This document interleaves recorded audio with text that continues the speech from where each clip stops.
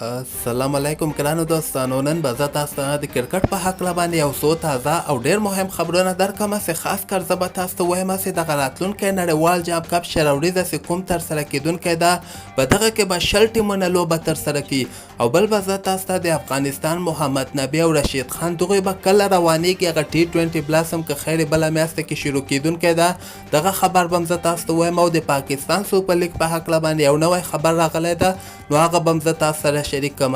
نو که چیرته تاسو دغسې خبرونه خوښیږي نو دغه ویډیو در سره حتما لایک کوئ. نو راځم زه تاسو ته وایم چې اول خو به زه تاسو ته همدغه مهم خبر درکړم چې دغه شروریزه ورلډ کپ چې کوم ده دغه کال ته چې کوم T20 ورلډ کپ ترسره کیږي دغه خو اول نه اعلان سوي دي. د ICC لخوا نه دغه ټول ټیمونه اعلان سوي دي، کوم چې کوالیفایم ورته کړی هغه هم ورته اعلان سوي دي. خو راتلونکي کال یعنې کال 2023 یا کال 2024 کې به چې کوم شروریزه ورلډ کپ ترسره کیږي په دغه کې به د ICC لخوا نه نوی اعلان سوی ده چې 60 ټیمونه به موږ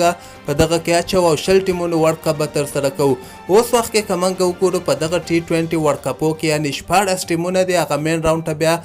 12 ټیمونه هغه مین راونډ کې لوبې ترسره کوي او دغې نه علاوه 14 ټیمونه په T20 ورلډ کپ کې لوبه ترسره کوي. خو راتلونکي ورلډ کپو کې به د ICC لخوا نه دغسې خبر خپور سوی ده چې په دغه کې به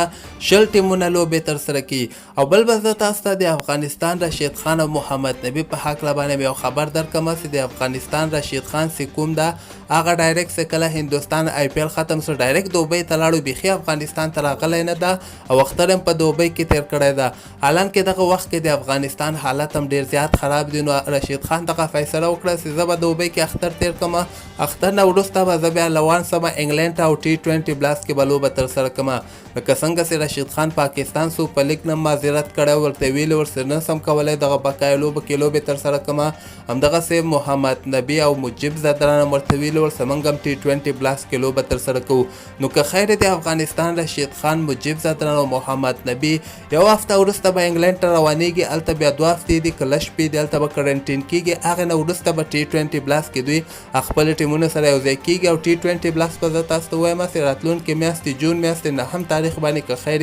شروع کیږي. او دا ورته ورکې ښه خبر دا ده چې 15 افغان لوبغاړي قیس احمد هم اخیستل سوی ده، نوید الحق، رشید خان، محمد نبي او مجیب زدان دغه خو اول نه په T20 بلاس کې اخیستل سوي ول. او بل به زه تاسو ته وایم چې CPL چې کوم ده چې همدغه میاشتې په آخر 26 مای باندې دغه بولي ترسره کیږي، لوبغاړي اخیستل کیږي. په دغه کې د 3 ټیمونو نظر پر رحمان الله ګربز ده. زه به تاسو ته وایم چې هغه تیر کال هم CPL چې کوم ترسره سوی و هغه کې ګربز اخیستل سوی خو د هغه د ویزې کار ونه څه او دغه وارته هم په 3 ټیمونو نظر ده چې د افغانستان ځوان لوبغاړی رحمان الله ګربز خپل ټیم کې واخلي. په دغه ټیمونو کې اسټیلیوشا زوکس ده، بل ګیانا امازون واریرز ده او پیټریټ په نوم باندې دغه 3 ټیمونه چې کوم دی دغسې رپورټونه ویسټ انډیز نه راغلي چې دغوی به رحمان الله ګربز خپل ټیم کې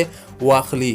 او بل به زه تاسو ته د پاکستان سوپر لیګ په هکله به یو خبر درکړم چې پاکستان سوپر لیګ چې کوم ده دغسې خبر د پاکستان رسنیو خپور کړی ده چې دوی وایي چې دغه دوبۍ به دغه 2-3 ورځې کې به موږ ته جواب راکړي، یعنې موږ ته به یا ووایي چې تاسو پاکستان سوپر لیګ په دوبۍ کې وکړئ او یا به راته ووایي چې موږ نسو کولی چې په دوبۍ کې پاکستان سوپر لیګ یعنې تاسو ترسره کړئ، ځکه وخت هم ډېر کم ده او بل د اختر رخصتیان هم دي. دوی وایي چې اختر چې څنګه ختم سي د اختر په 3 یا 4 ورځ نه به دوبۍ نه موږ ته خبر راسي، نو هغه ته به بیا موږ ګورو که چېرته په دوبۍ کې ترسره نه سو نو کراچۍ والا ته ویلي دي چې تاسو خپل میدان اوسه پورې میدان باندې یعنې لاسونه وهئ، یعنې دوی اوس هم دغه ته په تمه دي چې موږ به پاکستان کې په کراچۍ کې دغه پاکستان سوپر لیګ ترسره کړو. خو د دې آخري فیصله به هغه وخت کې دوی به دغه فیصله اخلي چې پاکستان سوپر لیګ به دوبۍ کې ترسره کیږي او که په کراچۍ کې به ترسره کیږي. چې کله دوبۍ نه د دغوی ته جواب راسي، چې کله دوبۍ جواب ورکړه